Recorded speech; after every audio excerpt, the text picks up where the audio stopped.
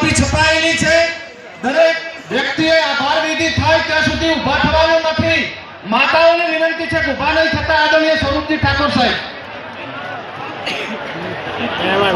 બોલો સદારામ બાપુની।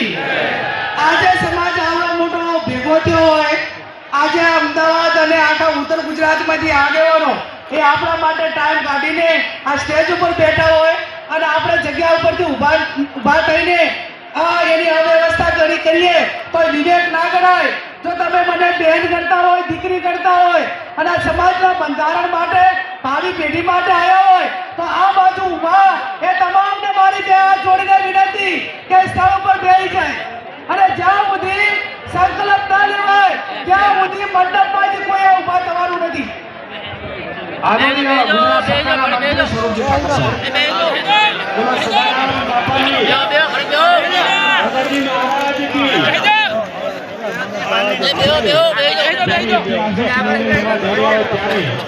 આપણે શાંતિ રાખી અને ઉભા ના થઈશું અને પોતપોતાની જગ્યાએ બેસશું।